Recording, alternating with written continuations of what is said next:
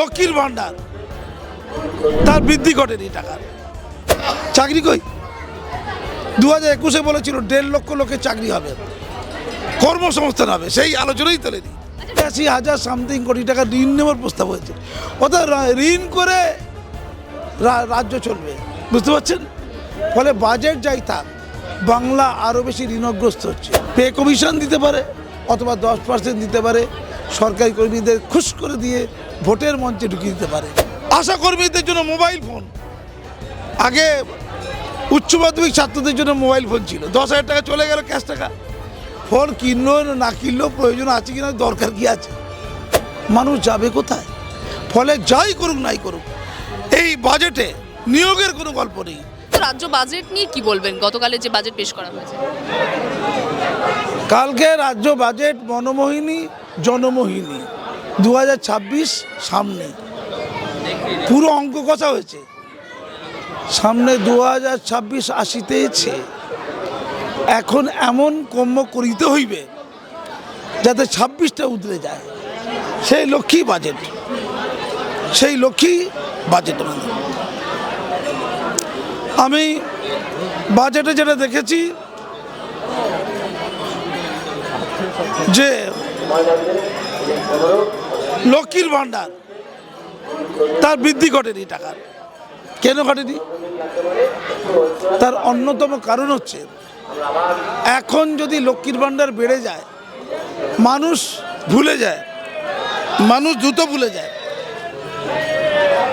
টাটকা টাটকা লক্ষ্মীর ভান্ডারের টাকা বাড়ানোর ঘোষণা করা হবে 26-এ ইলেকশনের জাস্ট আগে। এই মহিলারা তোমরা লক্ষ্মীর ভান্ডার পাচ্ছ? পাচ্ছি ওরা বলবে। তারপর বলো কত চাও, 1000 না 1500? 1500 দিয়ে দেওয়া হবে। ভোটটা তো চলে গেল, তারপরের কথা পরে। বাংলার বাড়ি, মানে সম্পূর্ণ পরিকল্পনা একদম বাংলার বাড়ি, 16 লক্ষ উপভোক্তা নতুন, 9,600 কোটি টাকা তার জন্য দেওয়া হলো। ইমপ্লিমেন্ট হবে সেই ডিসেম্বরের শেষ দিকে, ঘোষণা তো হলো এইটা। আশা কর্মীদের জন্য মোবাইল ফোন, আগে উচ্চ মাধ্যমিক ছাত্রদের জন্য মোবাইল ফোন ছিল, 10,000 টাকা চলে গেল ক্যাশ টাকা। ফোন কিনলো না কিনলেও প্রয়োজন আছে কিনা, দরকার কি আছে। স্মার্টফোন 2,200 কোটি, ফোনটা নাই বা কিলো, টাকাটা তো এলো। ক্যাশ টাকা ডাইরেক্ট দিলে বলবে খয়রাতি, বেতন বাড়বে, বেতন দিচ্ছে না কিন্তু বেকারত্বের কথা নেই। ওই দরিদ্র সীমার নিচে নাকি 32 লক্ষ গেছে। চাকরি কই 2021-এ বলেছিল 1.5 লক্ষ লোকের চাকরি হবে, কর্মসংস্থান হবে, সেই আলোচনাই তোলেনি। আচ্ছা, ডিএ বাড়ানো নিয়ে কি বলবেন? 4% ঘেউ ঘেউ করছে কেন আপনারা? ঘেউ ঘেউ ঘেউ ঘেউ ওটা বলেনি, 4% দিয়েছে।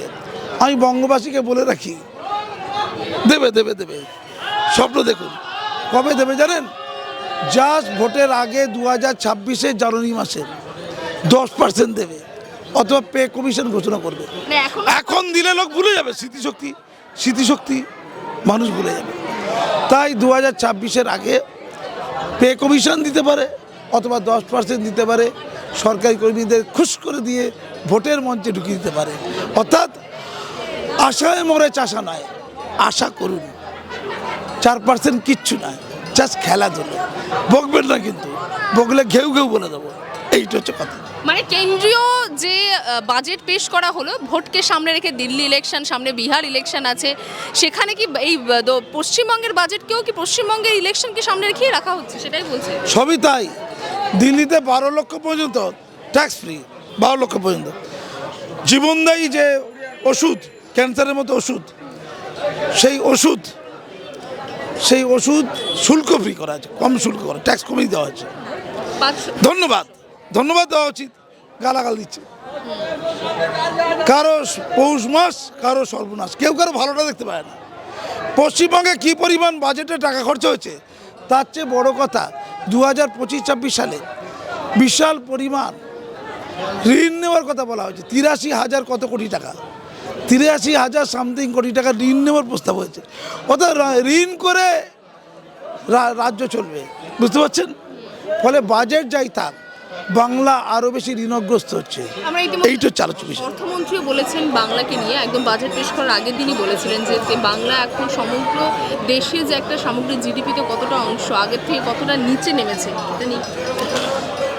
আরে বাবা, যেখানে স্বাবলম্বী হওয়া নেই, যেখানে 94টা প্রকল্প সেটাকে 100টা করে দেবো হয়তো, জন্ম থেকে মৃত্যু পর্যন্ত প্রকল্প, এই প্রকল্প দিয়ে খেতে পায় না যারা যারা দারিদ্র সীমার নিচে ছিল, তাদের একটা অংশকে দারিদ্র সীমার উপরে করেছে, মানে প্রকল্প দিয়ে। এটা কোনো রাজ্যের মান উন্নয়ন হতে পারে, জিডিপি হতে পারে? তাই বাংলা পিছিয়ে। বাংলার মানুষকে যতদিন না স্বাবলম্বী করবে, দান নয়, স্বাবলম্বী করার প্রকল্প, ইন্ডাস্ট্রি আসবে, চাকরি বাড়বে, সর্বত্র যে চাকরিতে করাপশন, মানুষ যাবে কোথায়?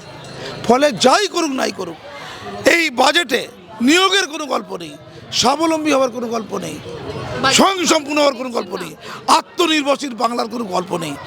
দানের গল্প আছে, প্রজেক্টের গল্প আছে, 94টা প্রকল্পের গল্প আছে, আর মনোমোহিনী জনমোহিনী কথা আছে, বার্তা আছে, আইওয়াস আছে, অঙ্গভঙ্গি আছে, আর ইস্তাহারে যেটা বলবে তার জন্য প্রস্তুতি আছে। Just wait and see. 26-এর ইলেকশনের আগে আরও কিছু দিদি বলবেনই বলবেন, ভোট পেতে হবে, হোক আর না হোক। এই মুহূর্তে টাকাটা তো বাঁচলো, তখন উপরওয়ালা জব দেতা হয় ছাপ্পড় ফাড়কে দেতা হয়, দিদিও মনে হচ্ছে ছাপ্পড় ফাড়কে দেবেন। ধন্যবাদ। বাংলা হান্টের আরও খবর দেখতে নজর রাখুন। বাংলা খবর মানেই বাংলা হান্ট।